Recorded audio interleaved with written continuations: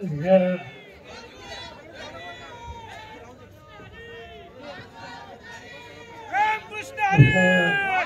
मराठीवादी खासदार रामप्रसाद तनपुरे यांच्या निवडणुकीच्यासाठी आपण या ठिकाणी हजर आहोत. ते आमचे उमेदवार राजेश तनपुरे, राष्ट्रवादी काँग्रेसचे जिल्ह्याचे अध्यक्ष राजेंद्र फाळके, आमचे सरकारी दादाभाऊ करमकर यांचं भाषण तुम्ही आता ऐकलं.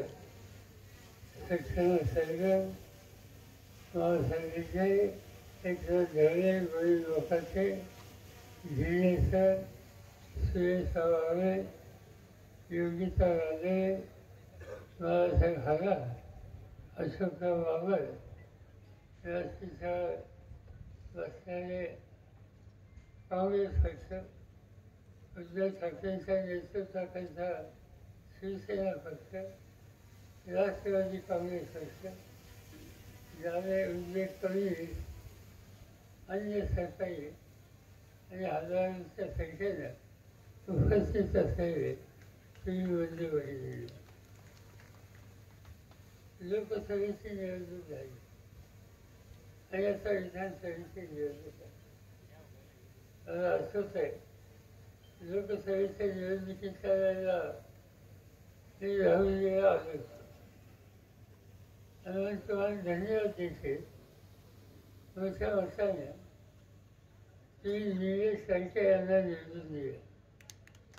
ही निवडणूक अतिशय महत्त्वाची होती आणि त्याचं महत्त्वाचं कारण आम्हा लोकांना काही एक उद्याच्या देशाच्या स्थितीची चिंता होत होती.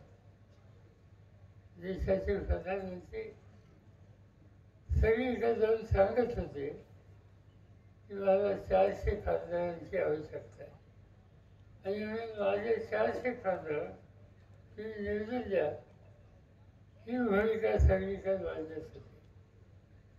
देशाचा कारभार करायचा असेल तर लोकसभेमध्ये एकूण संख्येच्या पेक्षा एक फार 10% सुद्धा खासदार अधिक असेल तर राज्य करता येतं. 544चं सभागृह आणि त्याच्यामध्ये 400ची काही गरज नव्हती. मला आठवत आहे, नरसिंहराव मुख्य प्रधानमंत्री होते. मी त्यांच्या मंत्रिमंडळामध्ये संरक्षण खात्याचा मंत्री होते. आमच्याकडे लोक नव्हते, 50% नव्हते. 50%ला 10 लोक कमी होते. पण 5 वर्ष सरकार आम्ही चालवलं आणि म्हणून हा अनुभव दिलेला असताना 400चा हट्ट का? आणि त्याचं कारण आमच्या लक्षात आलं की या देशाला डॉक्टर बाबासाहेब आंबेडकरांनी घटना दिली. त्या घटनेने तुमचा अधिकार हा जतन केला. त्या अधिकाराला धक्का होता आणि तो धक्का बनायचा असेल तर अधिक खासदारांची गरज ही मोदी साहेबांना होती. पण ह्याचा विचार आधी लोकांनी केला. देशाचे सगळे विरोधी पक्षाचे लोक आम्ही एकत्र बसून दिली. सोनिया गांधी होत्या, राहुल गांधी होते, मी स्वतः होतो. देशाच्या राजधानी दिल्ली तिचे मुख्यमंत्री अरविंद केजरीवाल होते, बिहारचे मुख्यमंत्री होते, तामिळनाडूचे मुख्यमंत्री होते, अन्य नेते होते आणि आम्ही सगळ्यांनी बसून ठरवलं की आज 400चा डाव जो आहे तो उद्ध्वस्त करायचा आणि तो उद्ध्वस्त करायचा असेल तर आपल्याला एकत्र लोकांच्या समोर गेलं पाहिजे. आणि त्याच हेतून महाराष्ट्रामध्ये महाविकास आघाडीची स्थापना केली. निवडणुका आल्या किंवा लोकांच्या समोर अनेक लोकांनी भूमिका मांडली.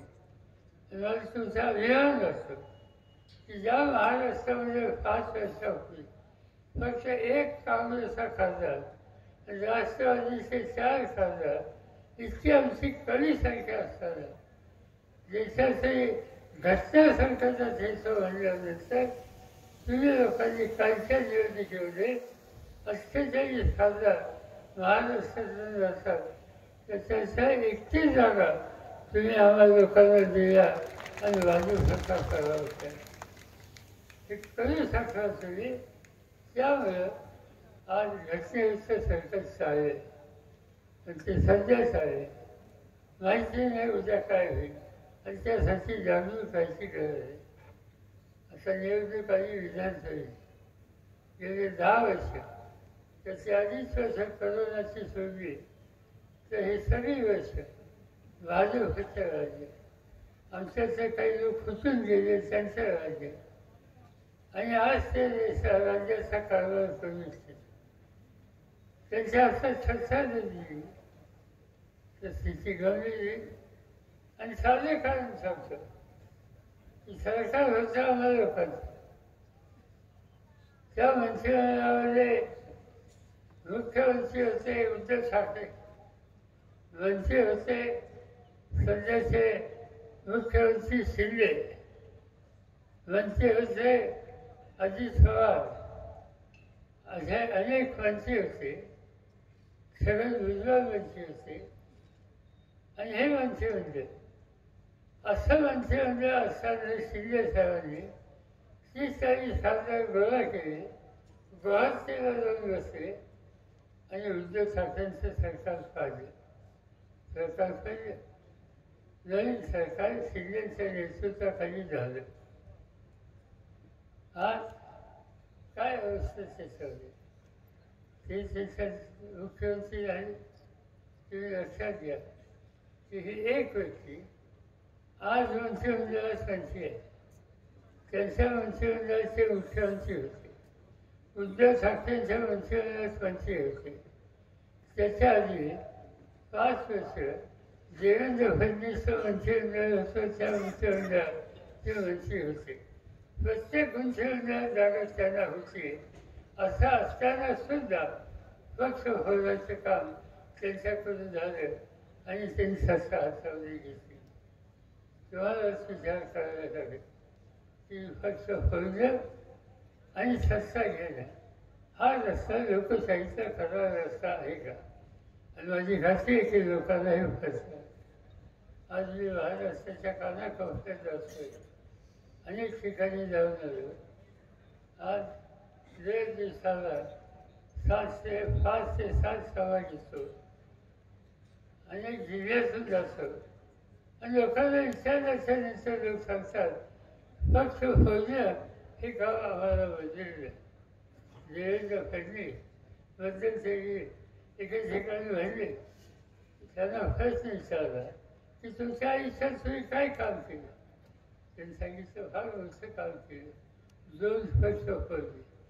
पक्ष उभा करायला अक्कल लागते, कष्ट लागते. पक्ष फोडायला अक्कल लागत नाही आणि या लोकांनी पक्ष फोडायचं. आज निवडणुकीमध्ये लोकसभेचा निकाल बघितल्याच्यानंतर याही लोकांना चिंता वाचायला लागली. म्हणून काही नवीन कार्यक्रम घेतात. त्यांनी जाहीर केलं लाडक्या बहिणीच्या बद्दलचं कौतुक.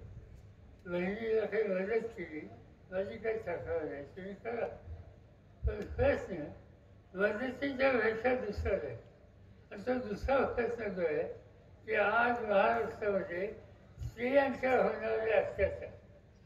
मध्यंतरी मुंबईच्या जवळ एका उपनगरामध्ये 2 लहान मुलींचा अत्याचार झाले. तर जबाबदार असलेले लोक काही दिवस वेळच होते असा ते मिळाले. आपल्याला ऐकायला मिळतं या महाराष्ट्रामध्ये गेले 6 महिन्यामध्ये 866 वगैरे त्यांचा अपघात झाला. वळून नेलं, त्यांचा पत्ता लागत नाही. बहिणींना संरक्षण आहे आणि तुम्ही लाडक्या बहिणी म्हणता. कोणता प्रश्न महत्वाचा आहे?